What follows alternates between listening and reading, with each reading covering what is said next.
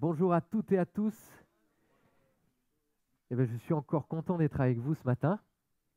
J'espère que vous êtes contents de me voir. En tout cas, même si vous ne l'êtes pas, moi je suis content d'être avec vous. Le titre que j'ai sur mon cœur ce matin pour moi le premier, à chaque fois que je suis sur cette estrade, ce que je vous apporte, c'est pour moi premièrement. Ok ? Et ce que j'ai à cœur de partager, le titre c'est « Ne laisse pas tes mauvais désirs donner naissance au péché ». Ne laisse pas tes mauvais désirs donner naissance au péché. Alors j'ai écrit sur des post-it quelques mots. J'espère que ça va coller sur moi. Pourquoi en fait j'ai voulu faire ça ? Parce que quand je préparais, même avant que je prépare ce message, j'ai eu cette pensée dans mon cœur et je voyais comme c'était moi que je voyais, mais en fait ça peut nous représenter chacun d'entre nous. Avec un vêtement, une veste, ok, un vêtement, on parle beaucoup de vêtements, un vêtement neuf, un vêtement nouveau dans la Bible, ok. Et je voyais un vêtement sur moi où il y avait des mots écrits dessus. Colère, vous ne le voyez pas, mais je vous le dis. Colère. J'essaie de le fixer, ça va peut-être rester sur moi. Ok. Querelle. Querelle.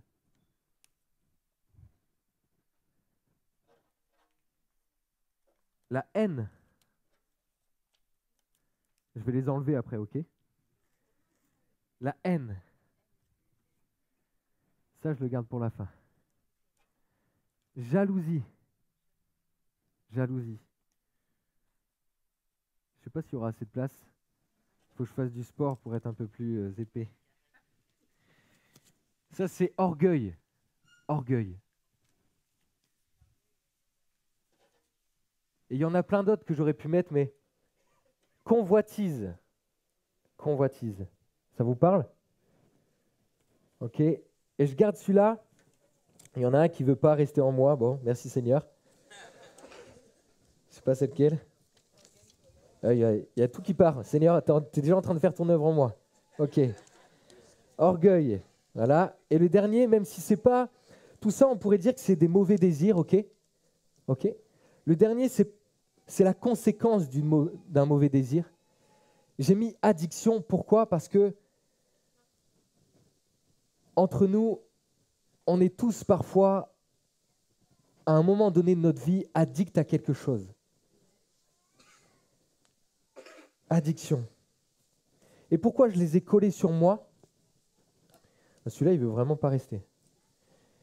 Pourquoi en fait cette image du vêtement ? C'est-à-dire que tous ces mauvais désirs, ils sont en moi. Ils ne sont pas à l'extérieur, mais ils sont en moi. Et je vais vous expliquer pourquoi ils sont en toi et ils sont en moi. Et le but ce matin, c'est que par l'Esprit de Dieu, Jésus nous donne un vêtement neuf, un vêtement nouveau où il va nettoyer tout ce qui est à nettoyer, tout ce qui n'est pas bon et tout ce qui est un obstacle pour ma vie. Alors je vais pas laisser ça sur moi, mais je le remettrai tout à l'heure pour finir l'exemple. Et toutes ces choses, parfois, peuvent avoir un impact dans ma vie et dans ta vie. On va lire dans Galates 5, à partir du verset 16. Galates 5, verset 16. Ça dit, « Je vous dis donc ceci, menez votre vie dans la dépendance du Saint-Esprit et vous n'obéirez pas aux désirs qui animent l'homme livré à lui-même. Car ces désirs sont diamétralement opposés à ceux de l'esprit. Et l'esprit a des désirs qui s'opposent à ceux de l'homme livré à lui-même. Les deux sont opposés l'un à l'autre. C'est pourquoi vous ne pouvez pas être votre propre maître. Mais si vous êtes conduit par l'esprit, vous n'êtes plus sous le régime de la loi. Tout le monde voit bien ce qui procède de l'homme livré à lui-même. L'immoralité, les pratiques dégradantes et la débauche, l'adoration des idoles et la magie, les haines, les querelles, la jalousie, les accès de colère, les rivalités, les dissensions, les divisions, l'envie, l'ivrognerie, les orgies et autres choses de ce genre. Je n'ai plus que répéter ce que j'ai déjà déclaré à ce sujet. Ceux qui commettent de telles actions n'auront aucune part à l'héritage du royaume de Dieu. Mais le fruit de l'esprit, c'est l'amour, la joie, la paix, la patience, l'amabilité, la bonté, la fidélité, la douceur, la maîtrise de soi. La loi ne condamne certes pas de telles choses. Or, ceux qui appartiennent à Jésus-Christ ont crucifié l'homme livré à lui-même avec ses passions et ses désirs. Puisque l'esprit est la source de notre vie, conduisons-nous selon sa volonté. Ne soyons pas vaniteux et évitons de nous provoquer les uns les autres et de nous jalouser mutuellement. Donc on voit on parle d'un homme qui est livré à lui-même et quelqu'un qui est conduit par l'esprit. Donc ça m'a fait penser que, vous avez déjà lu ça dans la Bible, le premier Adam et le second Adam, le dernier Adam? Vous avez déjà entendu? Ok. En fait, quand tu es né, quand je suis né, il y a une, je suis associé, je suis uni au premier Adam, Adam et Ève. Peut-être pour ceux qui ne sont pas chrétiens, Adam et Ève, tout le monde connaît, ok? Et en fait, de par Adam, ce premier homme, il est venu quoi? Le péché et la mort, ok? Et en fait, c'est la nature que j'ai, on parle d'homme livré à lui-même, c'est-à-dire que je n'ai pas Jésus en moi, je suis livré à mes propres désirs. Et mes désirs de cet homme en Adam vont me mener à tous les post-it que j'ai mis sur moi tout à l'heure. Ok? Et par contre, on parle le dernier Adam, c'est Jésus, c'est-à-dire que Jésus a apporté une nouvelle ère dans l'humanité. Il y a une nouvelle humanité qui commence en Jésus. C'est-à-dire que le premier Adam t'amène à la mort, mais le second Adam, le dernier Adam qui est Jésus-Christ, lui, t'amène à la résurrection et à la vie. Amen. Et de ce nouvel Adam, de ce second Adam, c'est plus ces choses qui étaient collées sur moi qui vont ressortir de toi, mais c'est l'amour, la joie, la douceur, la patience, c'est ça qui doit ressortir de toi. Okay. Alors parfois, j'avais lu ça quelque part, je ne sais plus où, mais en fait, un chrétien, un enfant de Dieu, un disciple de Christ, ce qui va ressortir de lui, ce sont le fruit de l'esprit, ok? Et de temps en temps, il y a des choses de la chair qui essayent de ressortir, de se manifester. Par contre, l'homme livré à lui-même, l'homme qui est sans Jésus, lui, ce qui va ressortir naturellement, ce sont la convoitise, l'envie, et c'est naturel. Et de temps en temps, il peut y avoir qu'il va pouvoir partager de l'amour, de la joie, de la douceur, mais c'est que de temps en temps. Peut-être pour résumer le premier Adam et le second Adam, il y a un verset dans 1 Corinthiens 15, 22 qui nous explique ça. En effet, de même que tous les hommes meurent du fait de leur union avec Adam, tous seront ramenés à la vie du fait de leur union avec Christ. Et ça, c'est pour ceux qui sont en Christ, il y a une nouvelle vie qui commence. Peut-être aussi, j'ai noté quelques mots parce que immoralité, pratique dégradante, on ne sait pas trop vraiment à quoi s'attendre de tout ça. L'immoralité, c'est toutes les relations sexuelles qui sont illicites. Alors, il n'y a qu'une Dieu a créé la sexualité, ok? C'est Dieu qui l'a créée et il l'a fait pour que l'homme et la femme s'épanouissent. Ok, c'est bon, c'est un cadeau de Dieu et il faut profiter de ça. Ok, c'est un plaisir que l'homme et la femme a reçu de Dieu. Ok? Le problème, c'est que depuis la nuit des temps, le diable a voulu faire de ce cadeau de Dieu, à amener l'homme à vivre autre chose. Et donc, le plan de Dieu, c'est qu'un homme et une femme mariés puissent jouir de ce cadeau. Tout ce qui est en dehors du mariage entre un homme et une femme, tu n'es pas dans le plan de Dieu. Tu es loin de ce que Dieu a prévu pour toi. Et dans ce que je dis là, il n'y a aucune condamnation pour peut-être quelqu'un qui est au milieu de nous ou qui m'écoute, qui serait en train de vivre ou de penser à aller vers autre chose que le mariage et les relations sexuelles entre un homme et une femme. Mais comprends une chose, c'est qu'au commencement, Dieu a créé ça. Et tout ce qui vient après, c'est pas bon. Ce n'est pas bon pour toi. Ce n'est pas bon pour toi. Les pratiques dégradantes, c'est impureté physique, morale, l'impureté sensuelle, la luxure. La débauche, c'est les excès, la lasciveté, libertinage, insolence. Et quand il parle de magie, le mot en grec, c'est pharmakeia. Alors, je le prononce peut-être mal, ok ? Donc, ça représente la sorcellerie, les arts magiques, les empoisonnements, mais ça annonce aussi l'utilisation et l'usage de drogue. Il y a ça aussi derrière la magie. On parle de les accès de colère. Les accès de colère, c'est quand tu es en colère, tu n'es pas forcément en train de pécher, ok ? Les accès de colère, c'est passion, colère immédiate, bouillante et qui subsiste. En fait, tu n'arrives plus à te maîtriser, en fait. Tu es hors de contrôle, tu es hors de toi. Et la colère prend le pas sur tes émotions, quoi. Et le cœur, en fait, de mon message, c'est si on ne veille pas et si on ne confronte pas toutes ces choses en nous, ça finira par me détruire. Ça finira par me détruire. Et c'est peut-être aussi de faire comprendre que la vie, les amis, est un combat de tous les jours. Il y a de belles victoires, il y a de belles choses, mais il y a un combat, en fait. Il y a un combat chaque jour face à des choses extérieures, mais généralement par rapport à nous-mêmes, en fait. Il y a des combats. Et c'est comprendre que les tentations, même au bout de 40, 50 ans de vie chrétienne, ce sera toujours là. Tes mauvais désirs seront toujours là. Et je vais essayer dans quelques instants de te donner cette image que, comprends une chose, les mauvais désirs, ce n'est pas un péché. Et je vais t'expliquer pourquoi bibliquement et je vais te le montrer. Et pourquoi j'ai voulu parler de ça ? Pourquoi j'ai voulu parler de ça ? Parce qu'en fait, on est tous concernés, les amis.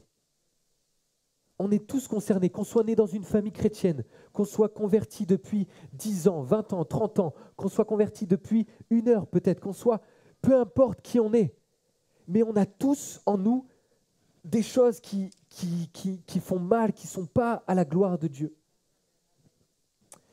Quelques versets que je pourrais vous citer. Romains 3, 23. Tous ont péché en effet et sont privés de la gloire de Dieu.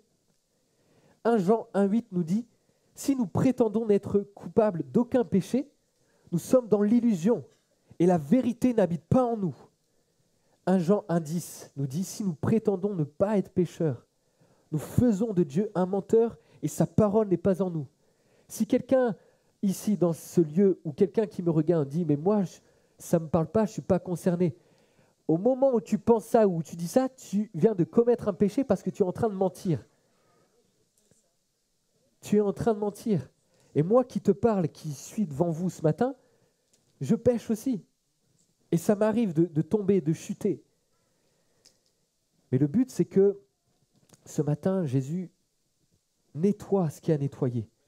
Et aide-moi à remporter une victoire sur des choses qui sont là depuis des années. Pourquoi j'ai mis addiction ? Parce que peut-être quelqu'un n'est pas concerné par... n'a jamais été alcoolique, n'a jamais fumé, n'a jamais pris de drogue. Peut-être quelqu'un n'a pas été atteint par la pornographie. Et souvent, humainement parlant, et en tant que chrétien, on voit, on capte ce qui est visible. Ce qui est visible, ça va nous attirer en fait. Peut-être que toi, tu n'es pas atteint par ça. Mais peut-être qu'au fond de toi, il y a une jalousie profonde envers un collègue, envers quelqu'un de l'église, envers quelqu'un de ta famille. Peut-être qu'il y a une colère depuis des années. et que tu n'as jamais confronté cette colère et tu n'as jamais dit, Dieu, aide-moi à sortir de ça. La colère qui t'amène à ne plus être en contact avec un ami, avec quelqu'un de ta famille, est aussi destructeur que quelqu'un qui est atteint par la pornographie. Et donc, en fait, qui que tu sois, et quelles que soient tes luttes, comprends une chose, et je vais finir par ça à la fin, mais la grâce de Jésus, elle coule toujours pour toi et pour moi. Son sang a été versé pour que tu puisses venir vers lui et dire, Jésus, apporte-moi un vêtement neuf ce matin. Apporte-moi un vêtement neuf. Il y a un verset depuis quelque temps qui me tient à cœur et c'est pourquoi j'ai pris 3 cerceaux de ma fille Erin. C'est pour vous montrer qu'il y a un processus en fait. Il y a un processus avec le mauvais désir qui donne naissance au péché et qui peut t'amener à la mort spirituelle. Et que, pourquoi j'ai voulu te faire ça ce matin, c'est parce qu'il y a peut-être quelqu'un qui, peut-être cette semaine, tu es retombé dans quelque chose et pourtant tu aimes Dieu de tout ton cœur. Tu l'aimes, tu le sers, tu demandes pardon et tu te repens sincèrement. Mais peut-être que cette semaine encore, tu es retombé dans quelque chose. Et des fois, je ne sais pas vous, mais quand j'étais ado, à chaque fois que je péchais ou que je retombais dans quelque chose, j'essayais de regagner mon salut. Tu sais, de dire à Jésus, je vais prier plus. Seigneur, je vais lire beaucoup plus la Bible. Tu sais, pour essayer de racheter quelque chose qui est... Je ne peux pas le racheter. Tu ne peux pas racheter ton salut. Il est déjà accompli, il est déjà donné, il est déjà offert par Jésus à la croix. Et tu ne peux pas le racheter. Mais des fois, il y a tellement une culpabilité qui te mène à penser, à croire que j'ai perdu mon salut. Mais ton salut, en fait, c'est quelque chose de solide. Un jour, je l'ai perdu, un jour, je l'ai. Ça ne marche pas comme ça. Il est acquis parce que Jésus, premièrement, est mort à la croix, mais parce que toi, tu places ta foi en Jésus, qui, tu sais, qui est mort pour tes péchés et qu'il est ressuscité et qu'il va revenir. C'est ça, tout simplement. Mais des fois, l'ennemi est fort aussi, il vient mettre des pensées dans notre cœur. Donc, je te donne cet exemple. Et on trouve ce processus dans Jacques 1, à partir du verset 13. Jacques 1, à partir du verset 13. Et ça nous dit que personne devant la tentation ne dise « c'est Dieu qui me tente ». Car Dieu ne peut pas être tenté par le mal, et il ne tente lui-même personne. Lorsque nous sommes tentés, ce sont les mauvais désirs que nous portons chez les autres ou en nous? Chez le diable? En nous. Et qui nous attirent et nous séduisent. Bien sûr que parfois le diable peut faire des tentations devant toi, et bien sûr que c'est possible, mais la plupart du temps, c'est des choses qui sont déjà en nous, que nous portons en nous et qui nous attirent et nous séduisent. Puis, le mauvais désir conçoit et donne naissance au péché. Or, le péché, une fois parvenu à son plein développement, engendre la mort. Ok. Donc, première étape, les mauvais désirs.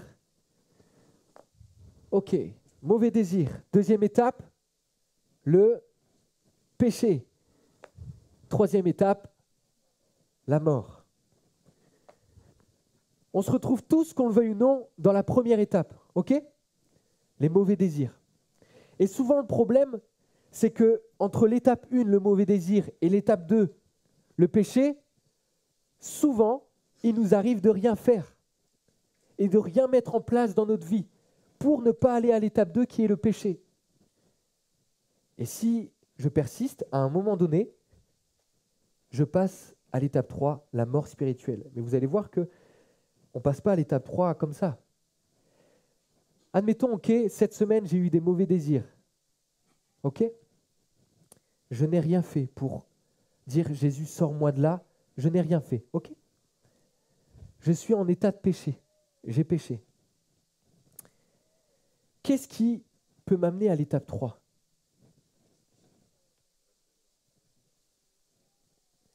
La seule chose qui va t'amener à l'étape 3, c'est que en fait, le Saint-Esprit, mon ami, il est en toi. Même si parfois tu as péché, le Saint-Esprit te le dit, parce que c'est lui qui te convainc de pécher. Ok ? C'est lui qui te convainc de pécher. Et il te dit, hey, Romain, là, ce que tu as fait, ce que tu as dit, ce que tu as laissé rentrer en toi, c'est pas bon pour toi en fait. Et donc, ça veut dire que quand tu entends cette voix, quand le Saint-Esprit te dit ces choses, de revenir sur le bon chemin, je suis toujours là, à l'étape 2, ok. Mais le problème, c'est que il peut arriver que des gens, à un moment donné, n'entendent plus cette voix du Saint-Esprit. Parce qu'ils ont tellement été habitués de laisser le péché et de ne rien faire dans leur vie, pour dire de confronter ce péché. Et donc, du coup, au lieu que le Saint-Esprit se révèle et dise « c'est pas bon pour toi, reviens vers moi », en fait, au bout d'un moment, ils ont dit « mais moi, ça me plaît ce que je vis là. Toute cette colère, cette haine, ces addictions, ces machins, ces querelles, ces trucs. Saint-Esprit, Jésus, je veux pas que tu y touches en fait. Et j'entends même plus la voix du Saint-Esprit qui me parle et qui est prêt à me pardonner, à me dire « viens à Jésus parce que en Jésus, tu auras le pardon. » Non, en fait, je me plais et je suis bien et je veux pas que ça change. C'est pourquoi, quand je suis ici, même si, admettons même ce matin, avant de venir, quelqu'un aurait fait quelque chose qu'il regrette. Ce matin, tu peux venir devant Dieu, devant Jésus, humblement et tel que tu es. Et Jésus te pardonnera. Et je vais essayer de développer ça dans quelques instants. Donc vous avez compris qu'on ne perd pas son salut comme ça. Et que même le fait de ne plus entendre la voix du Saint-Esprit, il y a tellement un temps. Ça ne vient pas en une journée de temps, en fait. Vous comprenez ? Et donc, c'était vraiment aussi peut-être pour rassurer quelqu'un et puis que tu sois sûr de ton salut. Parce qu'il y a peut-être des jeunes ou même des moins jeunes qui ne sont pas sûrs et que tu essayes d'avoir ton salut par toi-même, mais c'est impossible par toi-même. Tu as besoin du Saint-Esprit en toi. Et donc, généralement, je l'ai dit, on a ces mauvais désirs en nous, ok, qu'on aura toute notre vie. Mais le problème, c'est qu'entre l'étape 1 et l'étape 2, généralement, on ne fait rien. Par exemple, quelqu'un qui est, je vais le dire parce que c'est peut-être chez les jeunes et peut-être chez les moins jeunes, mais quelque chose qui est assez répandu. Quelqu'un qui est addict à la pornographie. Tu as des envies, ok, et du coup, tu as envie de sortir de ça, mais tu ne sais pas comment faire. Le problème, c'est que tu pries Dieu, tu demandes pardon à Dieu, sincèrement et honnêtement. Mais le problème, c'est que tu restes toujours dans le même schéma de vie. Tu ne changes rien dans ta vie. Mon ami, s'il y a des applications, des réseaux sociaux, des choses que tu regardes qui te font chuter et qui t'amènent à regarder des choses que tu ne devrais pas. Mais au bout d'un moment, en fait, tu auras beau prier, tu auras beau même jeûner, mon ami. Mais si tu restes toujours dans le même schéma de vie, tu ne t'en sortiras pas. Si quelqu'un sait que c'est peut-être des relations avec des personnes qui t'amènent à être loin de Jésus, qui t'amènent à faire des choses qui ne sont pas à la gloire de Dieu et qui t'amènent à te sentir sale, ben il est peut-être temps de changer d'amis en fait. Alors prie pour tes amis, ok, prie pour eux. Mais au bout d'un moment, écoute, fuis en fait. La première étape, c'est confronte ton péché. Déjà, réalise que c'est mauvais en fait. Quel que soit ce péché, peu importe, il n'y a pas que la pornographie, mais il y a des choses des fois en moi. De la jalousie, de la querelle, des querelles, des envies, l'envie de posséder quelque chose, l'envie de, peu importe, de la convoitise. D'un moment, je suis obligé de confronter ça et de dire hey, stop. Et il y a un verset dans l'Ancien Testament En fait, c'est Moïse qui dit aux enfants d'Israël que s'ils s'armaient et combattaient l'ennemi jusqu'à ce qu'il n'y en ait plus, ils recevraient leur héritage et leur famille vivrait protégée. Puis il dit, dans Nombre 32, 23, « Mais si vous n'agissez pas ainsi, vous péchez contre l'Éternel, et sachez alors que les conséquences de votre péché retomberont sur vous. » C'est-à-dire que si je fais jamais rien pour changer ça, pour changer les circonstances de ma vie, le péché reviendra toujours vers moi. Et donc je suis obligé de le confronter. Pourquoi ? Parce que, comprends une chose, c'est que si je laisse des obstacles dans ma vie, je ne peux pas rentrer pleinement dans l'héritage que Jésus a pour moi. Jésus veut que je marche en homme libre. En homme libre. Et parfois, je laisse des chaînes, je laisse des choses en moi et qui me freinent en fait. Et il y a comme un poids sur ma vie. Et c'est pour ça que je suis obligé de le confronter et de dire hey, « stop maintenant », de prendre position. Parce que je ne veux pas vivre en dessous de la vie que Dieu a prévue pour moi. Mais si je laisse des choses, peu importe, si je laisse ces mauvais désirs donner naissance au péché et que je ne fais rien, alors je vais vivre en dessous de ce que Dieu a prévu pour moi. Je veux être libre. Tu veux être libre aussi. Que l'Église soit libre. Libre de toutes ces choses qui parfois font mal à nos vies, à nos cœurs, à nos familles. À nos familles. Deuxième étape aussi, c'est confesser et se repentir de son péché.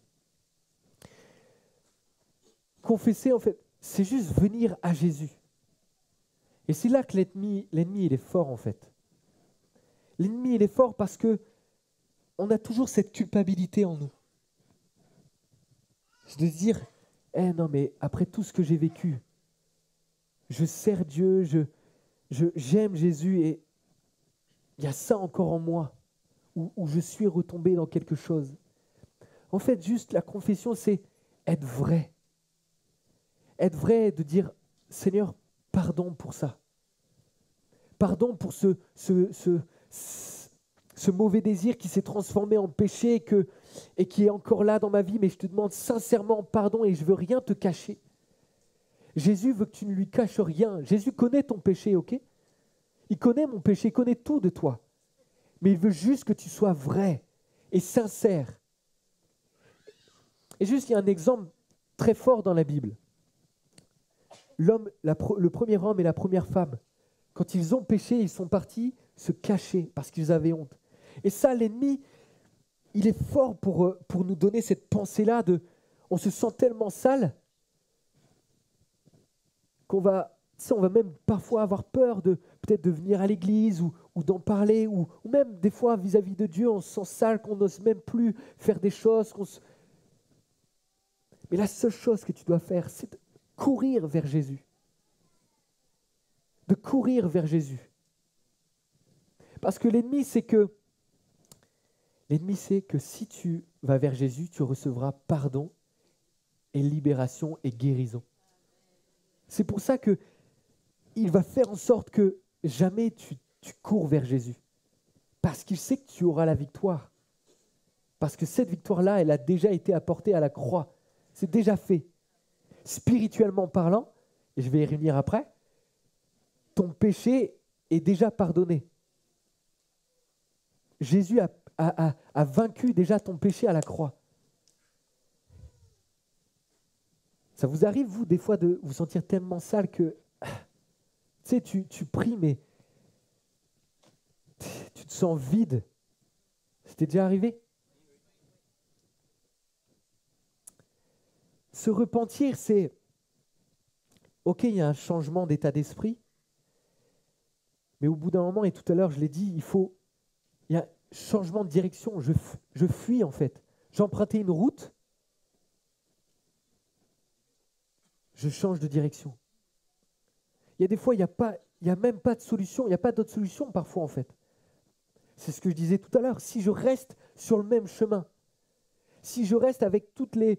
Par exemple, quelqu'un qui est alcoolique et qui traîne toujours dans les bars et avec des gens qui sont alcooliques, ça va être compliqué pour lui, en fait. N'est-ce pas ?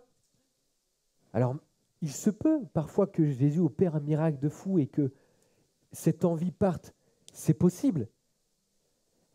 Mais ne jouons pas non plus avec la tentation et le péché. Ne soyons pas borderline en fait. Ne nous croyons pas plus forts que l'ennemi en fait. Parce que sincèrement, on ne l'est pas. On ne l'est pas. Repentir. J'ai besoin de changer de direction. Je suis parti dans une direction, mais par ton esprit, c'est ton esprit qui me révèle comment faire, qui va me donner les forces de vivre autrement en fait. Il y a un avant et un après. Et je le disais, la troisième étape, c'est renoncer au péché. Il faut y renoncer. Mon ami, si tu n'y renonces pas, tu y reviendras toujours. Renonce à ça. Et c'est juste prendre position et mettre des choses en place dans ta vie. Et j'insiste sur le fait que il faut peut-être couper avec des choses. Arrêter, stop. Je renonce. Si tu veux être libre de quelque chose, eh bien, il faut renoncer.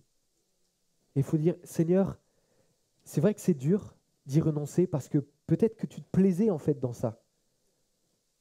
Des fois, il faut bien se l'avouer, parfois le péché c'est quand même attirant, n'est-ce pas?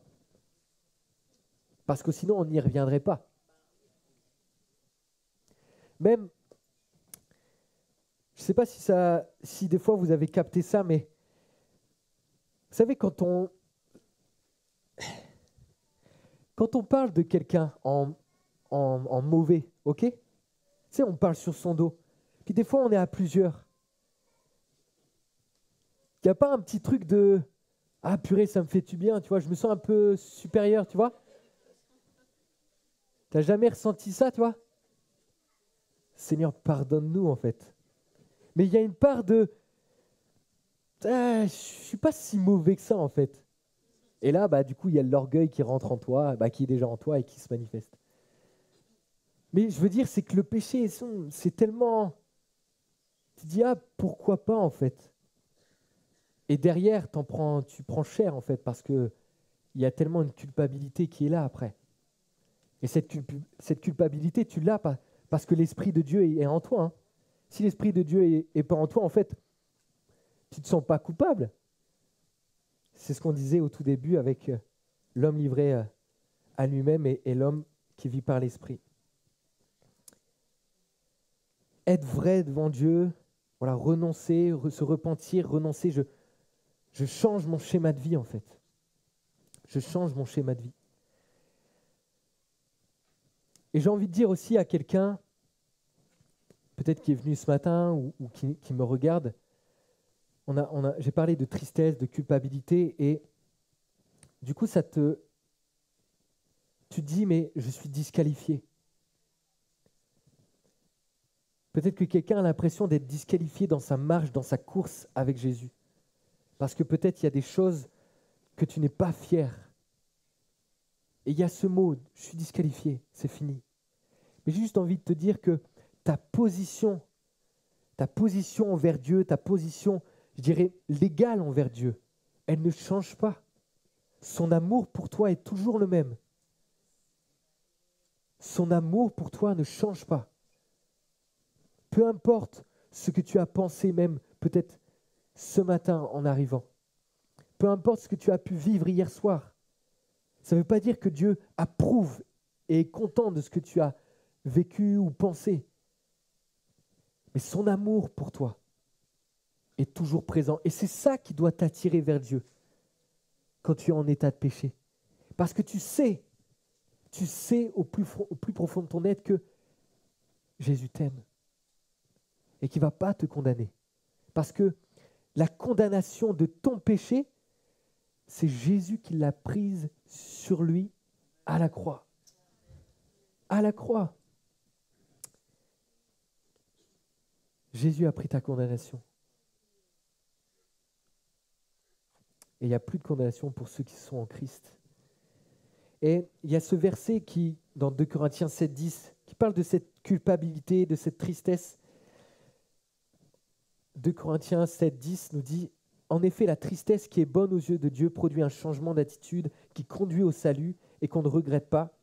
La tristesse du monde, elle, produit la mort. » En fait, quand tu te sens coupable,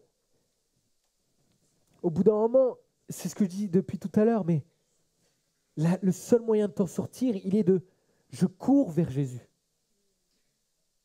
Il n'y a que là que je vais pouvoir être libéré.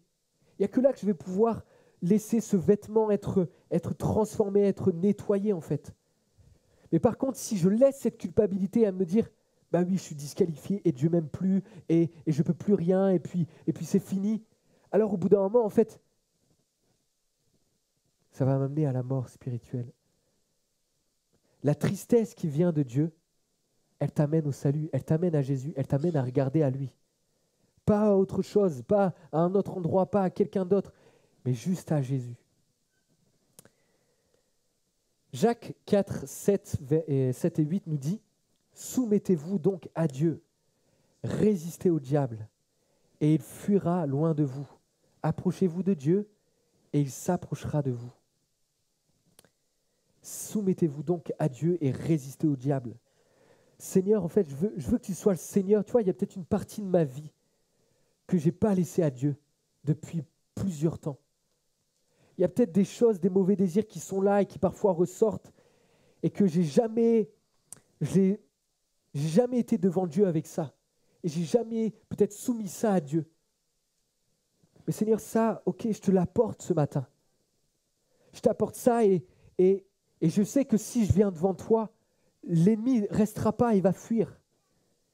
L'ennemi de ton âme ne restera pas, mais il va fuir.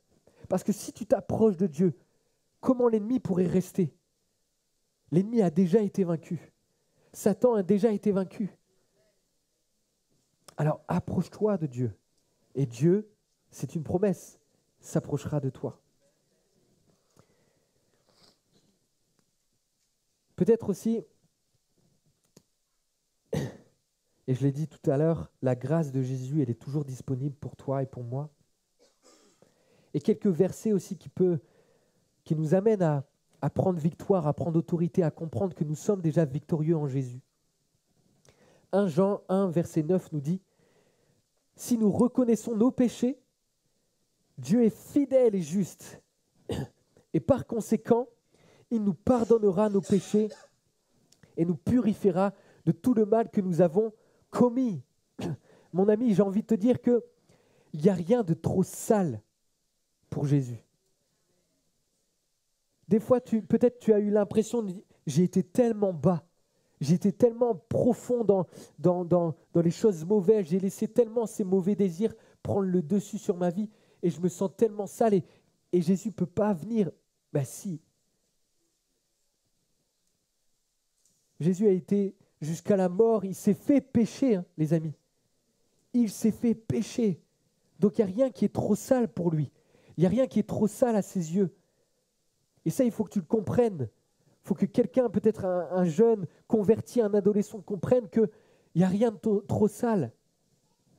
Et c'est ça quand tu te confesses, quand tu te repens, c'est je viens quelque part avec toute cette boue que j'ai laissée sur ma vie, avec toute cette saleté que j'ai laissée, et je viens devant Dieu tel que je suis. Tel que je suis. Et c'est Jésus qui va nettoyer au fur et à mesure. Colossiens 2 nous dit, à partir du verset 14, nous dit « Il nous a pardonné toutes nos fautes, car il a annulé l'acte qui établissait nos manquements à l'égard des commandements. Oui, il a effacé le clouant sur la croix. Là, il a désarmé toute autorité, tout pouvoir, les donnant publiquement en spectacle, quand il les a traînés dans son cortège triomphal après sa victoire à la croix. » Et je l'ai dit tout à l'heure, la victoire est déjà remportée. Donc que ma tristesse, que cette culpabilité parfois que j'ai et que tu peux avoir, t'amène à fixer ton regard sur celui qui a déjà remporté la victoire sur ton péché. C'est déjà fait, mon ami. C'est déjà fait. 1 Pierre 2,24 nous dit « Il a pris nos péchés sur lui et les a portés dans son corps sur la croix afin qu'étant morts pour le péché, nous menions une vie juste. Oui, c'est par ces blessures que vous avez été guéris. » Et tous ces versets nous montrent que je suis déjà victorieux, même si parfois j'ai l'impression de ne pas l'être. Mais en Jésus, moi qui ai accepté Jésus, je suis déjà victorieux. Et donc marche en tant que tel, avance en tant que tel en fait dans ta vie. Romains 5, 1, 2 nous dit « Puisque nous avons été déclarés justes en raison de notre foi », et ça c'est ce que je disais au début, nous sommes en paix avec Dieu grâce à notre Seigneur Jésus-Christ. Par lui, nous avons eu accès aux moyens de la foi, à ce don gratuit de Dieu qui nous est désormais acquis, et notre fierté se fonde sur l'espérance d'avoir part à la gloire de Dieu. Romains 3, 23 nous dit « Tous ont péché, en effet, et sont privés de la gloire de Dieu, et ils sont déclarés justes par sa grâce. C'est un don que Dieu leur fait par le moyen de la délivrance apportée par Jésus-Christ. C'est lui que Dieu a offert comme une victime destinée à expier les péchés pour ceux qui croient en son sacrifice. » Dans Michée 7, je ne sais plus le verset, mais il est dit que Jésus a pris nos péchés, Dieu a pris nos péchés et qu'il les a jetés au fond de la mer. En fait, il n'y revient pas. Quand tu demandes pardon, quand tu te repens, quand tu y renonces, en dépendant du Saint-Esprit, c'est effacé. Mais le problème, c'est que nous, des fois, on dit « Ah, regarde ce que j'ai fait ». Et l'ennemi, il est fort. Souvent parce qu'il nous rappelle comment tu pourrais servir Dieu alors que tu as vu ce que tu as commis cette semaine? Tu as vu ce que tu as pensé? Tu as vu ce que tu as dit? Tu as vu ce que tu as regardé? Tu n'es pas digne. En fait, personne n'est digne. Je ne suis pas digne d'être devant vous. Mais c'est juste une grâce de Dieu que tu as de servir ton Dieu. Et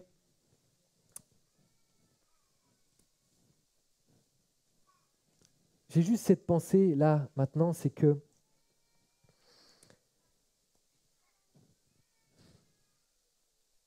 Jésus est venu pourquoi sur terre?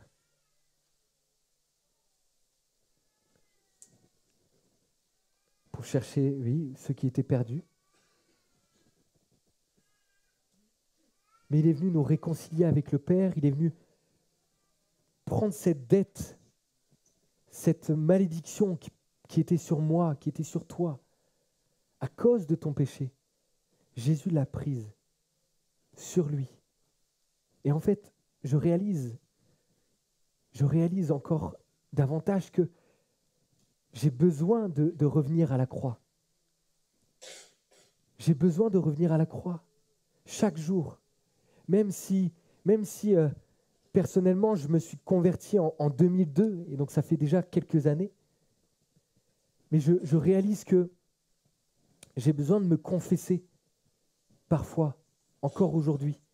J'ai besoin de revenir à la croix et de dire « Jésus, tu es mort pour moi et il n'y a que toi qui peux me libérer de certaines choses. Il n'y a que toi. Il n'y a personne d'autre. Ce n'est pas les dons, ce n'est pas ce que tu m'as donné qui va m'aider. Il y a juste le fait que tu sois mort pour moi à la croix, qui puisse me libérer, qui puisse me réconcilier avec Dieu. » Et je ne vais pas être long ce matin, je vais terminer. Je voudrais, dans quelques instants, qu'on ait juste un temps de silence pendant quelques instants. Parce que je crois que, et moi le premier, on doit tous être sincères devant Dieu. On doit tous être vrais devant Dieu. Et je l'ai dit au début, je veux marcher en homme libre. Et ma prière, c'est que chacun d'entre nous, l'Église et ceux qui nous regardent aussi, puissent marcher maintenant en homme libre, en remportant des victoires. En remportant des victoires, parce que ça fait peut-être trop longtemps que tu as laissé ces choses demeurer en toi.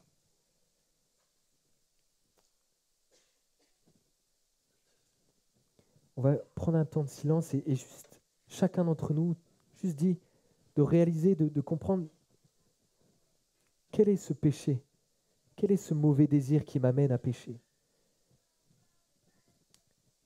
Et de dire, Seigneur, nettoie, lave ça. Lave mon vêtement, apporte-moi un vêtement neuf. Amen.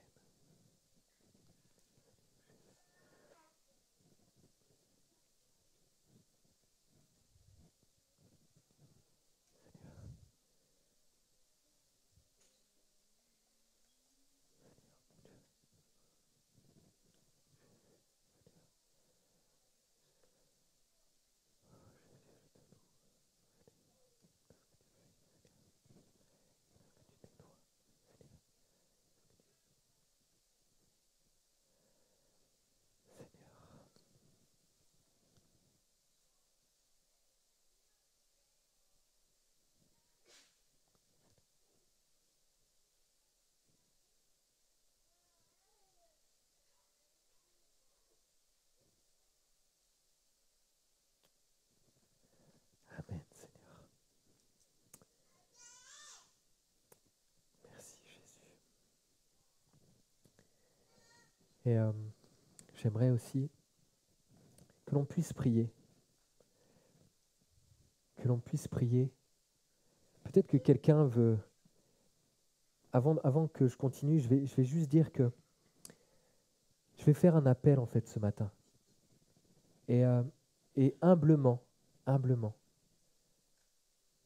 je vais m'avancer aussi à l'appel. Et je vais juste vous lire un verset et vous dire pourquoi je vais m'avancer à l'appel. 1 Corinthiens 10, à partir du verset 12, nous dit « C'est pourquoi si quelqu'un se croit debout, qu'il prenne garde de ne pas tomber. Les tentations qui vous ont assaillis sont communes à tous les hommes. » Et pourquoi je veux faire un appel? Tu n'es pas forcément obligé de venir sur le devant, mais tu peux être debout à ta place. En tout cas, moi, je me tiens debout là, devant vous, et je vous dis que j'ai besoin de la grâce de Jésus, et je veux que Jésus nettoie mon cœur, mes pensées, mes mentalités, qui parfois ne sont pas à sa gloire.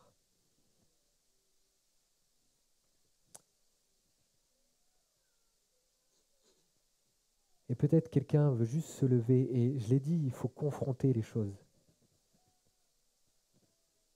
Ne pas avoir peur, parce qu'en fait, on est tous concernés. On est tous concernés. Et donc, il y a quelques personnes qui se lèvent, et chacun d'entre nous, on peut... Je lisais il y a quelque temps ce passage qui parle de... Regarde pas la paille qu'il y a dans l'œil de ton voisin, mais la poutre qui est dans le tien. Ce matin, en fait, c'est entre moi et Dieu. Ce matin, c'est juste entre toi et Dieu. C'est pas entre toi et ton voisin, entre toi et ton épouse, même si peut-être qu'il y a des choses que vous devrez régler et que vous allez devoir discuter, que vous allez devoir confronter. Peut-être que vous allez devoir parler en tant que couple. Mais juste avoir ce cœur à cœur avec Jésus qui te dit, mon enfant, même quand tu étais sale à cause du péché, même quand tu avais l'impression d'être dans la boue à cause de ce péché, je t'ai aimé et je t'aime et je t'aimerai jusqu'au bout. Et voir en fait ce matin la main de Dieu qui est là devant toi et qui t'aide à sortir de ça. Et il va peut-être avoir aussi un processus.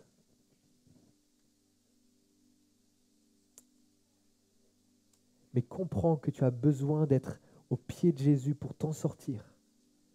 Il n'y a pas d'autre choix. Il n'y a pas d'autre solution. On a tous besoin d'être vrais, d'être honnêtes.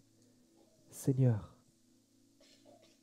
enlève toute cette jalousie.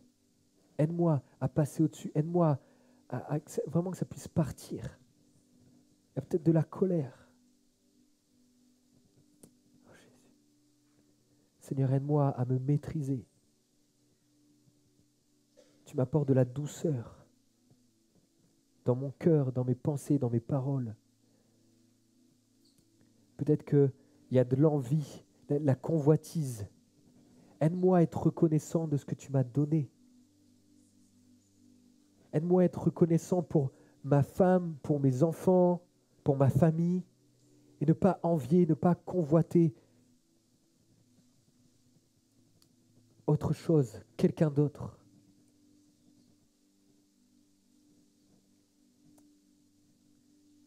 Seigneur Jésus, je te prie ce matin, tu connais nos cœurs, tu connais nos vies, tu connais nos pensées, nos mentalités. Seigneur, merci parce qu'en toi, nous trouvons la liberté, la vie. Nous sommes guéris, nos chaînes sont brisées. En toi, ce vêtement, tu nous apportes un vêtement neuf, un vêtement blanc. C'est toi qui nous purifies. C'est toi qui nous sanctifies. C'est toi qui nous justifies.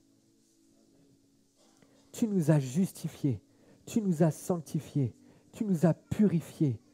Alors je prie pour chacun d'entre nous que nous puissions marcher en hommes et en femmes qui sont libres ce matin, libres de tout péché. Et nos chaînes sont brisées par l'action de ton esprit. Et je prie que peut-être les plans, les choses que le diable avait voulu me faire rentrer, je prie que tous les plans du diable soient brisés dans le nom de Jésus. Seigneur, il y a la victoire ce matin. On n'a pas besoin de crier fort. Tu n'es pas sourd. Mais je sais que ton esprit est là. Et quand ton esprit est là, il y a la liberté.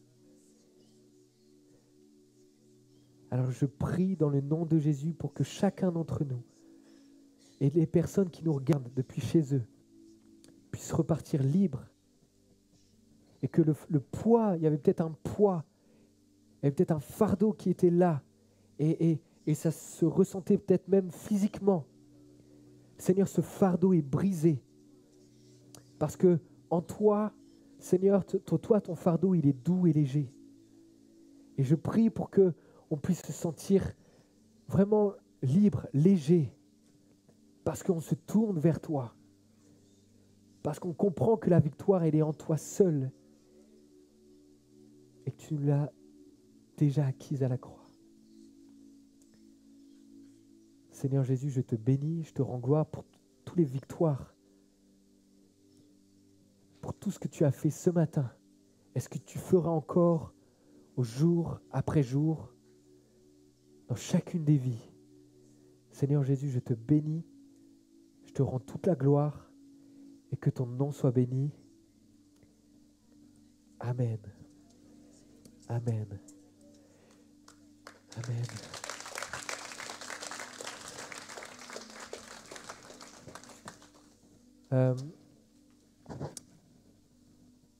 En fait, j'ai quelque chose à cœur. On a été dans un temps de silence et je pense que c'est vraiment bien, parfois, juste ce temps de silence et de laisser le Saint-Esprit toucher, changer nos cœurs. C'est un processus, les amis, parfois. Et donc, ce qu'on a vu ensemble ce matin, Jésus, aide-moi à le vivre chaque jour. Et j'aimerais qu'on puisse se lever tous ensemble. Et en 1 minute, ok, on prend 1 minute. Et on va prier ensemble. On ne va pas être dans un temps de silence, mais on va prier ensemble. On va prier ensemble et juste remercier Dieu. Remercier Dieu pour ce qu'il a fait dans ta vie ce matin. Et prie Dieu de tout ton cœur que demain, ce que tu as reçu aujourd'hui, que ça ne puisse pas partir en fait. Alors ensemble, on va prier. Seigneur Jésus, Je te remercie déjà pour ce que tu as fait dans nos cœurs, dans nos mentalités, pour les victoires remportées, Seigneur mon Dieu. Merci Jésus parce que tu es fidèle, tu réponds présent et ce matin, ta présence, ton esprit est encore là au milieu de nous. Et Seigneur, tu nous as aidés à comprendre que tu nous aimais, à comprendre Seigneur que tu étais avec nous, à comprendre qu'il n'y a rien de trop sale pour toi, Seigneur Jésus. Merci Jésus parce que tu es celui qui donne la vie et la victoire, Seigneur, dans chacune de nos vies, dans chacune de nos mentalités, Seigneur. Il y a peut-être des combats, mais je prie pour que demain, Seigneur Jésus, on puisse toujours marcher en homme et en femme libres, Seigneur Jésus, libérés, Seigneur, de ces choses, comprendre qu'il va falloir persévérer. Je prie pour que chacun d'entre nous, on puisse persévérer, Seigneur, à te chercher, à vivre par l'Esprit et non par l'homme livré à lui-même, non par la chair. Seigneur, on veut vivre par l'Esprit, on veut marcher par l'Esprit. Seigneur Jésus, on veut être attiré, on veut ce qui ressort de nous, on veut que ce soit le fruit de l'Esprit, on veut que ce soit l'amour, la paix, la joie, la douceur, la maîtrise de soi. Seigneur Jésus, on veut voir ces choses, Seigneur, se propager autour de nous, Seigneur. Et on veut avoir l'impact, Seigneur, dans nos vies, dans nos familles, Seigneur Jésus. C'est toi qui libères, c'est toi qui restaure, c'est toi qui encourage, c'est toi qui fortifie, Seigneur Jésus. Je te bénis, je te rends gloire. Que ton nom soit béni, Jésus. Amen, amen, amen. À toi la gloire, Jésus.